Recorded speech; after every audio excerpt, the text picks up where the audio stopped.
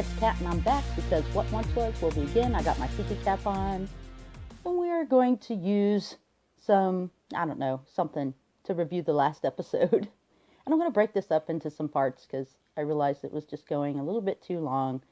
And I had a lot more to say about it than a lot of different people who were looking at this last episode and saying, this was not as bad as episode 8, but it still kind of sucked. I didn't agree because I get that they're trying to show us particular scenes in a short time span to get us to where we need to be, but there's a lot of different psychological things that are going on, and if you want the psychological impact by the the in-depth psychological impact by the winds of winter and get it all, but you're supposed to get from the scenes that they show you what actually is going on. So let's talk about Arya first. So in my little video about Arya being no one, I pointed out that she was no one at the end, finally. And it sucked. She was walking down the alley, nobody gave a damn about her. She was dying. She could have died right there. They would have kicked her in the ditch and forgotten about her. So she learns what that means. But she goes back to the one place that maybe she feels like there's some sympathy, empathy. That's to the theater troupe, and Lady Crane finds her and essentially saves her. And then we get sort of a Red Priestess moment. I think everybody, this is one of their complaints. She didn't die? Look at the stab wounds. I would say, yeah. And so I think I was looking for some magical voodoo, I suppose. But Lady Crane explains to us that she'd been in a relationship once with a lover, and she was very jealous, and she used to poke holes in him and have to patch him up. So this is how she knows how to patch people up. But wow, that's a lot of patching. In any event, one of the other things, shout out to the dudes over at Westeros History, not my theory, but the good point to them was that we are looking at this in the wrong way in terms of time. We don't actually know how much time went past. This could have been like a couple of weeks, or at least a week, right? Before Arya actually was awake and talking to her. Because, the great goddess Kali, the goddess of time and ultimate destruction, gets her say in the Westeros Essos time frame. And so time doesn't move in a linear fashion necessarily the way we see it, because it looked like it was the next day at the siege of River Run when Jaime was doing his thing. So we expected that Arya's time was the next day as well. That's not necessarily true, because that's not how time moves in our little story. So getting with Arya from no one to Arya Stark. So part of the things that you were supposed to take out from this was Arya getting her actual final transition. That she could not be no one. She had to go back and be Arya Stark. But how did she have to move to that direction? So they tell her to go kill this woman, Lady Crane. And there's no good reason to do it, and she just couldn't do it. So she has to die. So we think, is that Jaqen H'ghar's game? Because I told you all along, there's an overarching story behind this thing, and some characters act, they don't know why they're acting, but they're acting to move people in a direction they need to go.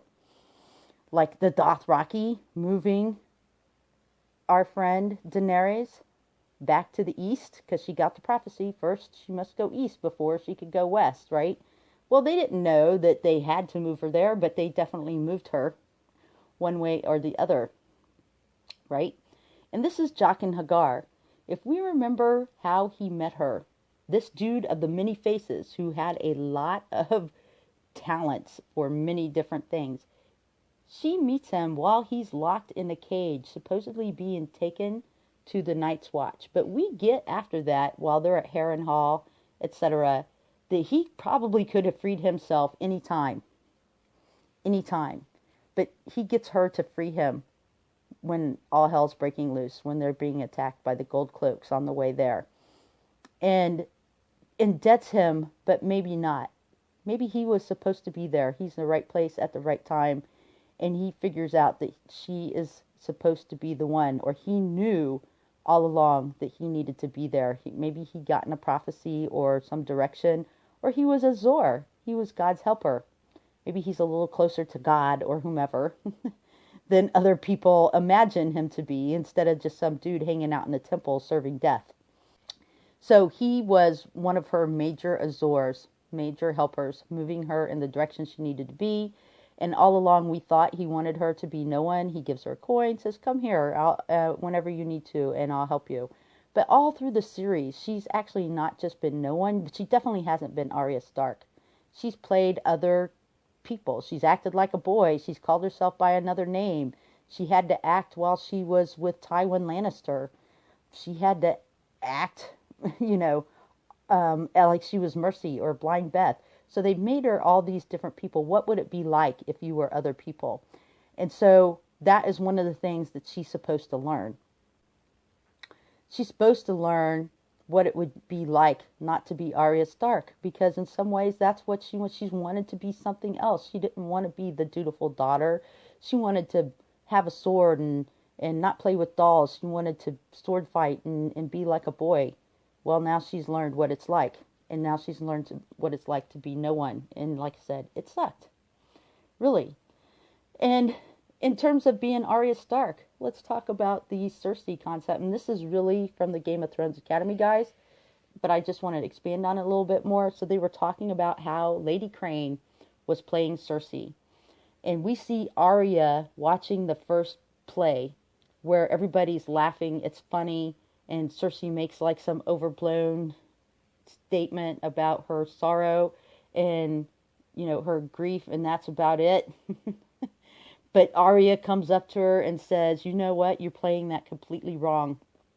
You're playing that completely wrong. If I had been Cersei, this is what I would have felt like. You would be angry. You want to hurt the people that did this to you. So you get that she gets her first inkling of empathy. If not sympathy for Cersei, but empathy for, maybe some things have happened and bad decisions are made, but then she loses her child. And no matter what that child was like, even, that she knew that Joffrey was a bit monstrous in her eyes, that he was still Cersei's child. So what would it be like? So she gets empathy for Cersei. And it goes even further because Lady Crane, who's playing Cersei, acts motherly towards her. So when she goes and she needs someplace to hide, that's who she picks. And then Lady Crane takes care of her, which I thought was a bit of a red priestess moment because I noticed that she was wearing red. I thought that was kind of interesting. But moving right along, so when she gives her the milk of the poppy and she starts going to sleep, you see Lady Crane's face right above her looking like her mother, like a mother would, and that's one of the last things you see. So it's like imprinting that in her head about her own mother, right? So Lady Crane has acted like somebody's mother in a play. She was taking care of Arya kind of like a mother.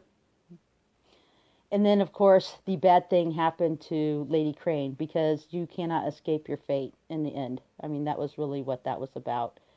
But for Arya, that's your last deal.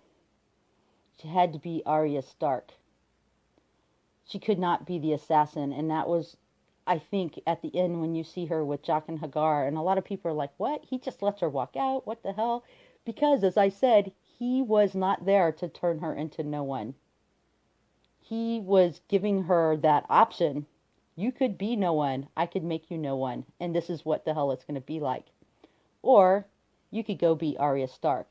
And Arya Stark was not raised to be sneaking around in some back alley killing people off of a list, whether it was for vengeance or money or whatever. That's not how she was raised. Her parents taught her to be honorable and to be good, and there's right things to do for right reasons. And so, and you get that because she saved Lady Crane. So here's this whole...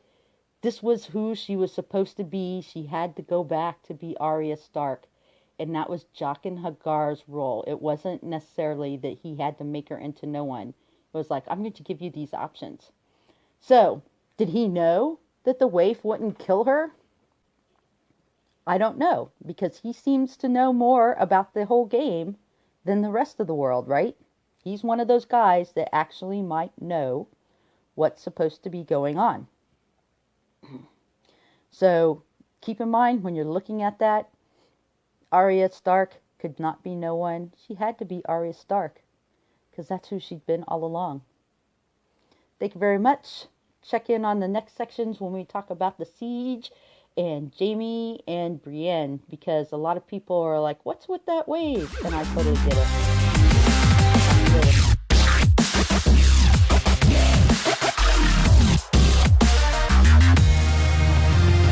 Knowledge.